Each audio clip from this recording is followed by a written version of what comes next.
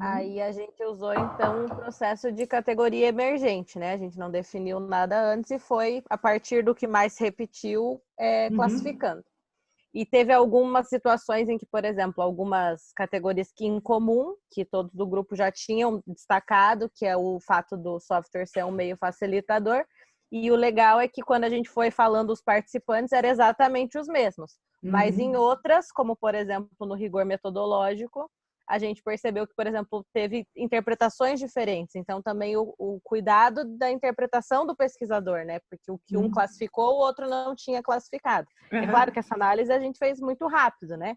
Mas, assim, o quanto você tem que ter muito claro o que é cada categoria para quando a hora que você estiver classificando, você não errar, né? Então, daí a gente definiu que o software computacional é um meio facilitador, colocamos quais são os respondentes que falaram, a importância do papel do pesquisador, que a gente viu que muita gente destacou o quanto o software não interfere, né, na importância desse papel do pesquisador, ele vai auxiliar, vai ajudar, mas no final das contas é a análise do pesquisador, né?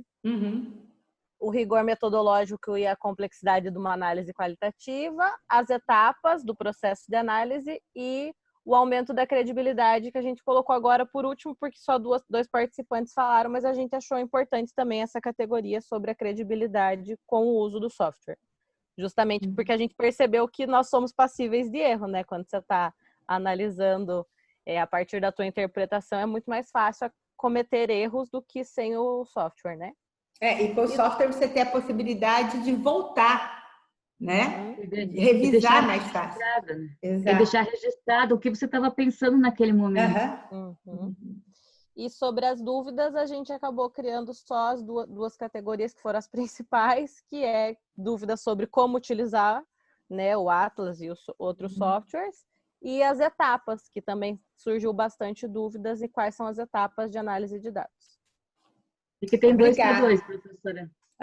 E que tem 2 P2. Dois P2. Dois P2. Aí a gente criou o P2A e o P2B. Eu não sei quem é o P2. Então, tá bom. Obrigada, gente. Vamos lá. Quem é a próxima equipe? O grupo 2. Pode já. Vamos acelerar. Pode ser o grupo 2. Grupo 2, Fábio, coloca lá. Eu acho que a gente não terminou o terceiro slide. Isso que eu ia falar, gente. Acho que vai mostrar o primeiro e o segundo, porque não deu tempo. Tá bom, não tem problema. Rosilei, quer comentar? Fala? Tá aparecendo? Então, a gente viu assim que nós tivemos 4 procedimentos diferentes, né? A Rosilei trabalhou com 4 categorias gerais similares para as 3 perguntas. O Fábio criou mais ou menos 6 categorias específicas e foi personalizando para cada questão. A Gabriele já delimitou 3 categorias e também personalizou para cada questão. E a Fernanda, na verdade, ela fez uma síntese, ela pegou os temas mais recorrentes e elencou apenas. E aí a gente, se fosse fazer um fechamento do grupo, a gente imaginou assim, que é o slide 2, né? Fábio, consegue passar?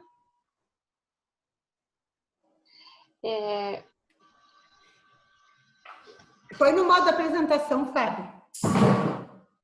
Como se você estivesse apresentando lá na... Isso. Aí mesmo. Isso. E aí, então, no verde estariam as 4 categorias gerais que acabaram sendo utilizadas por mim, Rosilei, que são respostas relativas ao software, ou à análise de dados, ou à própria pesquisa, e ao pesquisador. E amarelo, a gente foi usando as categorias mais específicas que poderiam estar dentro dessas categorias gerais, que veio da contribuição aí do Fábio, da Gabi, a Fernanda foi nos ajudando a pensar e a gente foi criando, então, subcategorias dentro das categorias gerais.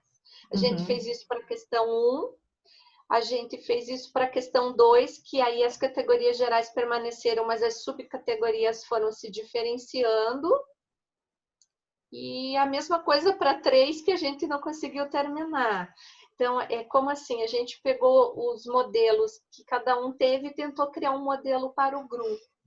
Mas a gente não colocou as respostas, nem codificou as respostas, professor. Certo, tudo bem.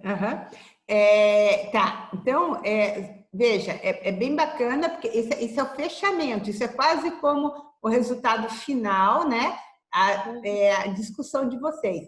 Só quero lembrar vocês o seguinte, quando vocês tiverem, vamos supor que isso daqui fosse um artigo, tá? Ninguém está colocando as respostas, não tem problema. Mas eu tenho que ter exemplos de cada categoria, tá?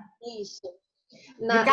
De cada código, ou na realidade, não é de cada categoria, porque as categorias são software, análise de dados, pesquisa qualitativa, pesquisadora. Essas são as grandes categorias.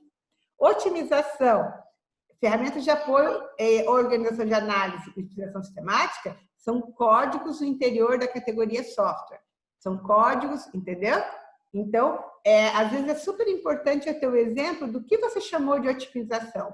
O que a pessoa falou, mas só para relembrar. Mas ficou super bacana. Mas no nosso individual tem. Né? Tá ótimo. Exato. Perfeito. Exato. Os exemplos. Não é muita coisa, professor. Não, verdade. É pouco tempo. É só para lembrar mesmo.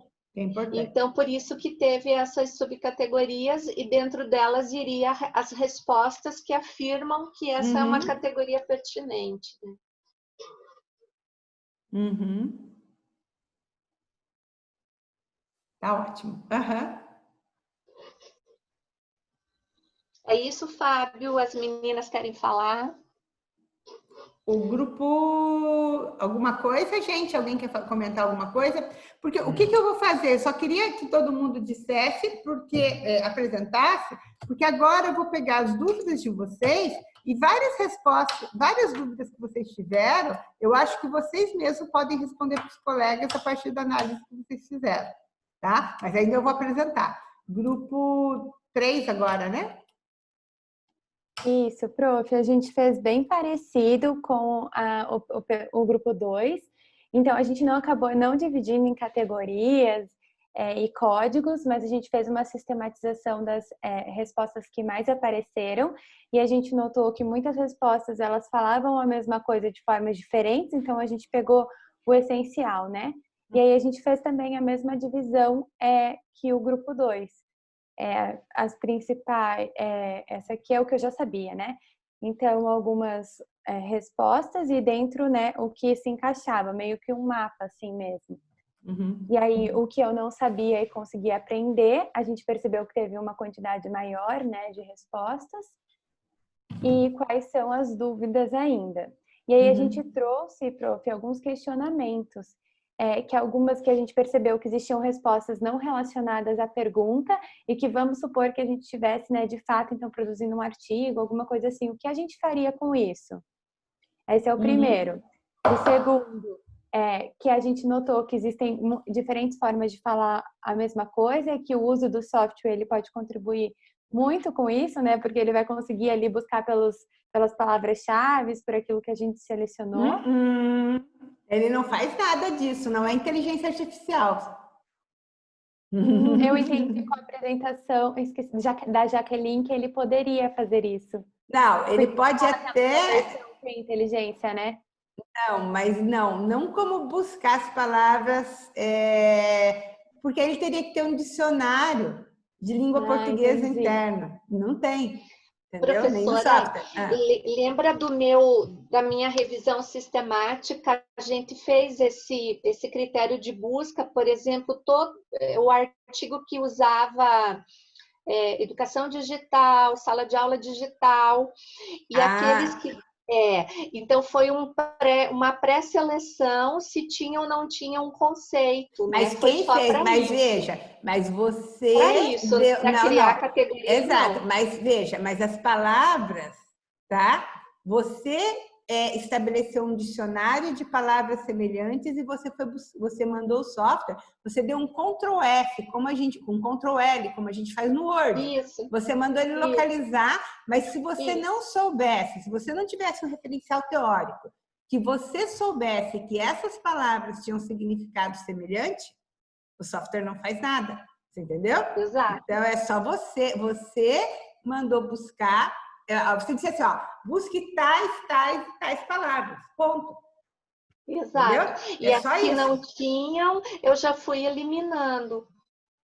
Exato, mas é que você mandou buscar as palavras. Então, é isso que a gente tem que ver a diferença. Quando você fala assim, que ele pode trazer, né, identificar, não, ele não identifica. Entendeu? Então, é isso que a gente tem que tomar cuidado.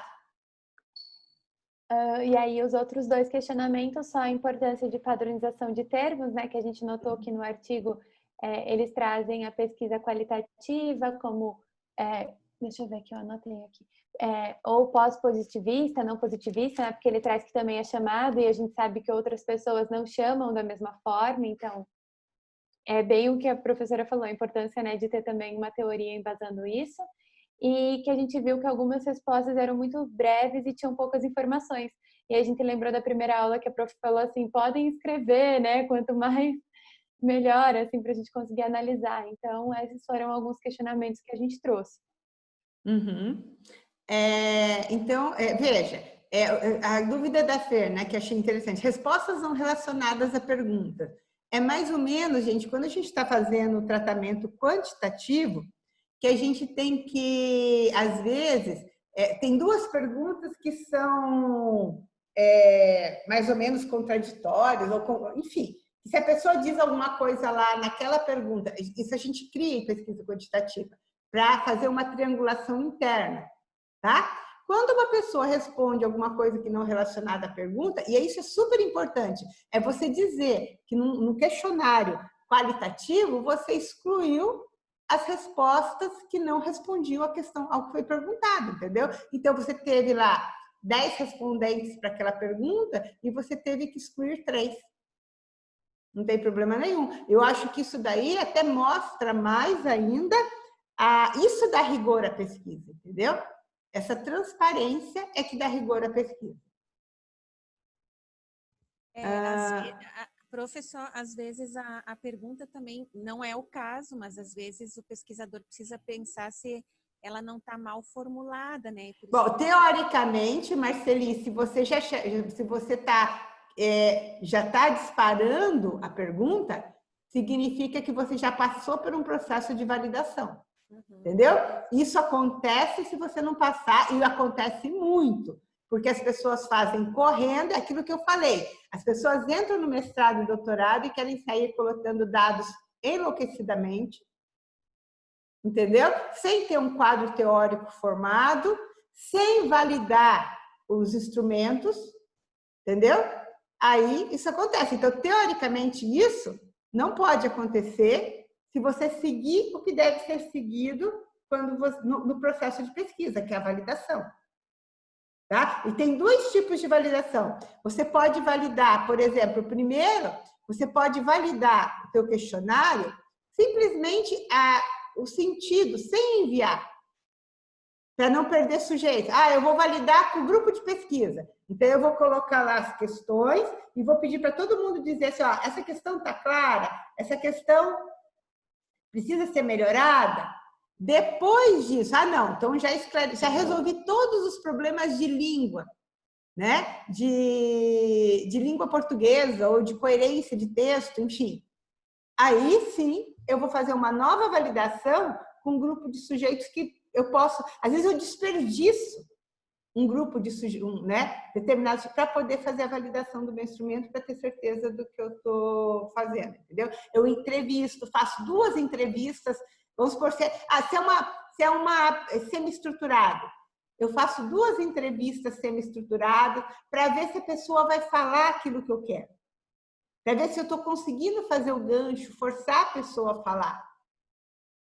Tá? Então, isso é super importante. Só que aquilo que eu volto a falar, às vezes as pessoas querem sair enlouquecidamente coletando dados para dissertação ou para tese, e aí as coisas não dão certo. Quem é o grupo 4 agora? Cadê o grupo 4? Aqui, Rafael. Tô aqui, tô compartilhando a tela, só um minutinho. Aí. Maria Luísa, por favor. Eu vou... A gente vai falando junto, pode passar. O que a gente procurou fazer? No primeiro momento que a gente se reuniu em grupo, a gente apresentou cada um a sua versão de análise para tentar identificar quais eram as diferenças e quais que eram as proximidades, as singularidades de cada análise. Só que a gente percebeu que todo mundo fez uma leitura integral das respostas, procurou identificar palavras-chave, né, de cada pergunta que estava no questionário e fez uma sistematização em síntese das respostas obtidas. A diferença estava justamente nessa última etapa. Então, eu fiz de um jeito, o Rafael fez de outro, né, e o resto, a Poliana e o Paulo também. Então, a gente procurou, se quiser passar, Rafael, se quiser me ajudar a falar, também fica à vontade. Uhum. A gente manteve as 3 grandes perguntas e dentro dessas perguntas a gente fez categorias. Então, pode voltar ali um pouquinho? As 3, pode passar. Essa aqui mesmo. Porque a gente viu que, apesar da forma diferente de cada um analisar os resultados e como que cada um apresentou a informação depois ser diferentes, teve coisas que a gente conseguia sintetizar que poderia passar pelos 4 trabalhos, né? Então, por exemplo, o que as pessoas aprenderam falaram muito sobre a questão da utilização do software, né, os aspectos da pesquisa qualitativa, a importância da fundamentação teórica para a pesquisa sobre software e a função do pesquisador. Aí cada um também apresentou de uma maneira diferente isso, né? Mesma coisa que o que aprendeu com a leitura do artigo, né? Uma visão mais ampliada sobre o uso do software, procedimentos metodológicos, teve a função do pesquisador, apareceu também de novo, né? E por último, as dúvidas que ficaram, né? Os procedimentos aparecem de novo também como dúvidas, né? Como fazer o tratamento de dados, qual seria o melhor paradigma de pesquisa para fundamentar essa discussão, né? E dúvidas teóricas de como que pensar a pesquisa qualitativa em si, né? Como procedimento de pesquisa. Apareceu bastante a questão de categorização, de códigos, de padronização, de rigor para esse padrão de categorização para tornar a pesquisa, manter, né, a pesquisa fidedigna ao que foi coletado. A otimização também da pesquisa a partir dos softwares apareceu bastante. Sim. E um ponto que a gente discutiu no grupo, né, o Rafael ele chegou a fazer pelo Atlas e os outros 3 a gente fez a partir do Excel. Que mesmo se fosse dentro do software, a codificação e de repente a interpretação ainda seria diferenciada para cada um de nós. Então, de que forma que a gente pode fazer com que a pesquisa seja o mais próximo da realidade possível? Claro, né, cada pesquisador tem a sua interpretação, mas de que forma interpretar esses dados sem comprometer o resultado e a credibilidade da pesquisa. Então, isso foi um ponto que também apareceu a gente discutir. Acho que, na verdade, a diferença de cada um que vai fundamentar a pesquisa qualitativa, né? Porque cada um vai ter uma visão diferente, isso faz parte, isso tem que ser explicitado ao longo do processo, né? Sim. Então... Mas não a ponto de comprometer o resultado, né? Foi nisso que eu quis dizer, cada um dá o seu olhar, a sua interpretação, mas sem direcionar nesse sentido. Veja, uma coisa importante que acho que o Rafael, os dois falaram, né? Sobre você compreender que cada um tem um olhar para aqueles dados. Só que é o seguinte, a gente tem um leitor, tá? Então, eu não sei se todo mundo, a gente usa muito no nosso grupo de pesquisa o livro do Creswell, né? E é um livro internacionalmente, design de pesquisa, escolhendo entre 5 abordagens. Ah lá, a Bia mostrou ali. Na realidade, foi traduzido errado, tá? A Bia não, foi a Fer. Esse livro não é projeto de pesquisa, é design de pesquisa, porque design da pesquisa é uma coisa, projeto a gente entende como outra coisa, em português. Certo? E, qual é o autor, professora? Creswell. A Fer, mostra, Fer. A Fer põe a digita no chat. chat. A Fer digita a referência no chat para vocês. Tá? Eu vou mandar o link da Amazon. Isso, vocês já olham lá. Tá? Então, o que acontece, gente? O Creswell, ele diz assim, que o pesquisador qualitativo, e toda pesquisa qualitativa, ela deveria ter, na introdução, na apresentação, o pesquisador precisa dizer assim, quem sou eu? De onde eu venho? Por quê? Olha só, quando você vai ler os dados o resultado daquela pesquisa, e eu sei que quem analisou aqueles dados é o Rafael, que tem tanto tempo de experiência em psicologia, que com certeza, na hora que ele for analisar aqueles dados, ele vai trazer alguma coisa, tá? Sobre a percepção ou alguma coisa muito diferente, tá? Do que quem que é a nossa arquiteta. Vamos pegar a Maria Fernanda, que é jornalista, tá? A Fer, ela vai olhar outros aspectos diferente do Rafael, para os mesmos dados.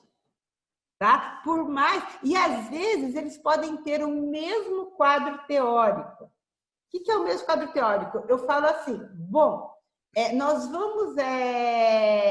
existe um livro do Creswell que se chama quantas competências, Bia, do pesquisador? Acho que são 30 competências, acho que é 30, tá? Não me lembro o número certo. Que todo pesquisador deveria ter. Tá? Então, tem esse livro que ele lista, e aí ele até meio categoriza, tá? E que diz assim, olha, um pesquisador deveria ter... E tem um framework também. Quem trouxe o framework? A Marceli apresentou no grupo de pesquisa. Tem um framework sobre os conhecimentos que o pesquisador deveria ter. Um quadro dizendo assim, cada conhecimento. Se eu der esse quadro para Maria Luísa, para o Rafael ou para Maria Fernanda analisar, como base, analisar todas essas questões, o resultado, às vezes, vai ser um pouquinho diferente. Por quê? Porque a perspectiva, a forma de olhar, vai ser influenciada pelo conhecimento que o Rafael traz de psicologia, pelo conhecimento que a Maria Fernanda traz de comunicação, ou, vamos supor... A história pessoal de cada um também. Exato, a história pessoal... E o próprio conhecimento, as áreas, porque você estudou a vida inteira psicologia, então você tem um outro olhar. A Fernanda, comunicação. Então, cada um tem detalhes que vai olhar. Entendeu? Então, que às vezes vai até além da história pessoal.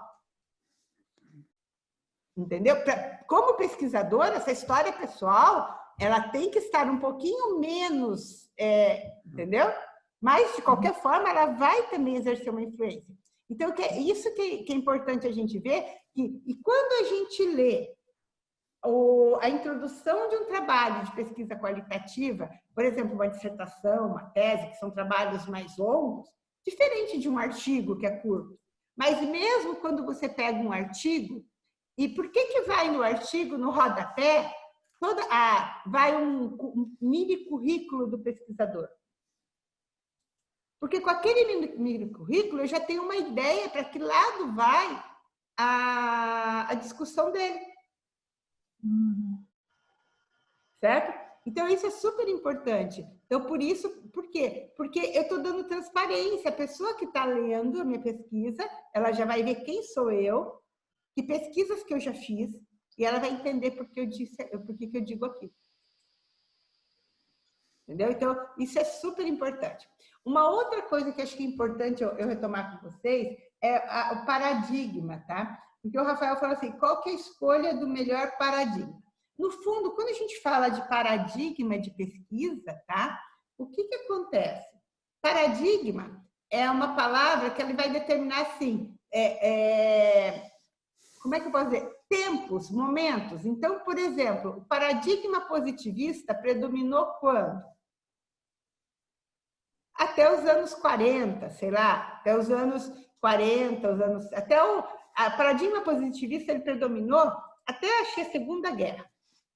Da Segunda Guerra em diante, teve o paradigma pós-positivista, que, de certa forma, ele não deixava de ser, onde começou a vir as contagens de palavras, esse tipo de coisa. Que às vezes tem gente que tenta fazer ainda com nuvem, né? Só mais bonitinho, mas dentro... Toda vez que você fizer uma nuvem, você pensa assim, quando eu faço essa nuvem, eu estou dentro de qual paradigma? Pós-positivista. Isso não é qualitativo. Nuvem não é qualitativo. Tá? Toda vez que eu faço uma contagem de palavras, eu estou dentro de um paradigma pós-positivista. Agora, dentro, que eu quero dizer, é uma perspectiva, porque o paradigma é um tempo. Então, até a década de, sei lá, 40 e pouco, 40, predominou o quê? A pesquisa positivista. Então, era o paradigma positivista. Hoje, a gente tem pesquisas, tá?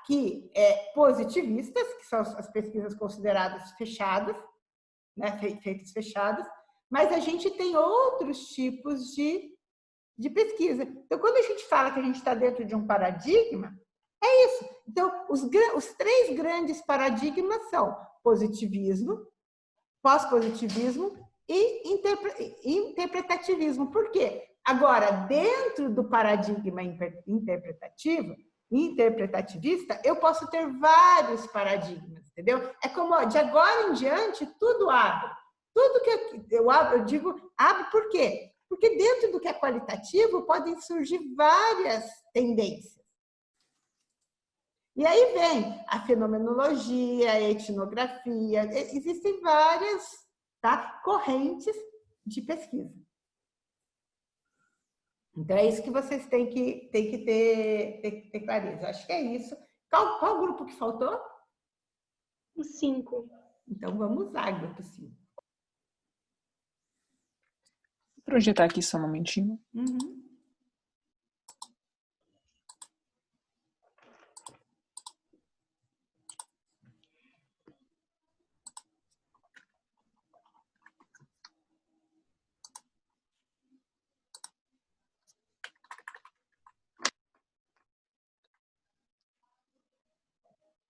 Bom, então a gente resumiu num primeiro slide qual foi o nosso processo e qual foi o resultado que a gente encontrou.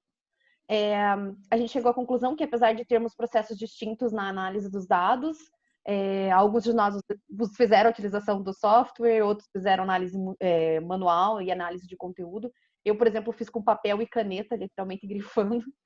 Então, apesar de cada um de nós ter feito de uma forma diferente, nós chegamos à conclusão de que todos nós usamos essa questão da subjetividade do pesquisador, né? Que é trazido no texto também.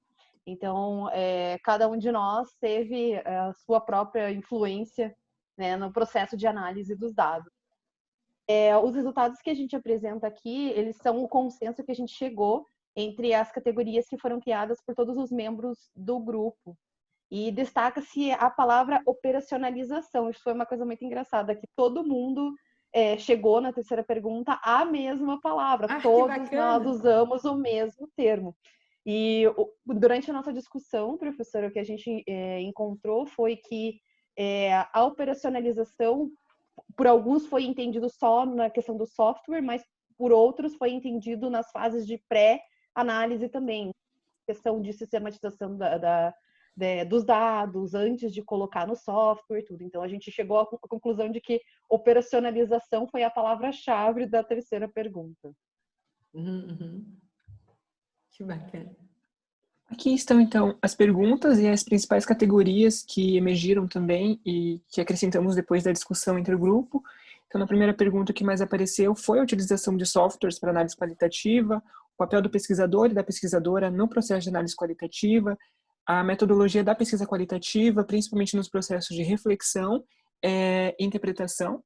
Na segunda pergunta, a importância do preparo do pesquisador e da pesquisadora nesse processo de análise. A existência de softwares para análise qualitativa também foi algo bem notório. A metodologia da pesquisa qualitativa, o paradigma interpretativista ou interpretivista, como aparece no texto. E na última pergunta, os principais que emergiram foram, então, a questão da operacionalização, as diferenças entre esses diferentes métodos de análise qualitativa, a epistemologia própria da pesquisa qualitativa e a metodologia, então, da análise por meio de softwares. Essas foram, então, as principais categorias que emergiram depois da leitura e aí depois dessa discussão também que tivemos entre o grupo, essas foram as categorias principais. Tá. Então, deixa eu só ajudar, então, nas dúvidas, né? As dúvidas, olha só, então, diferença entre diferentes tipos de métodos de análise qualitativa.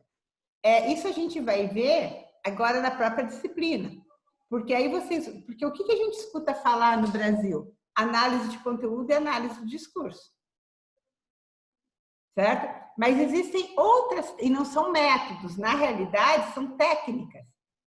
Tá? Por quê? Porque é algo bem mais instrumental. O método é algo mais completo. Então, técnicas de análise. Eu tenho a técnica de análise de conteúdo e a técnica de análise qualitativa. O método, tá? É quando eu consigo compor de que forma, que passos eu vou fazer a minha análise de conteúdo.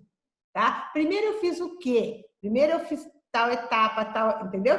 E eu vou compor, daí criar o meu método de análise de conteúdo.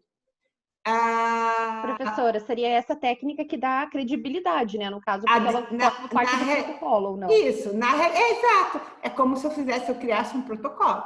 Exatamente. Tá, E a transparência disso, né, Fabienne?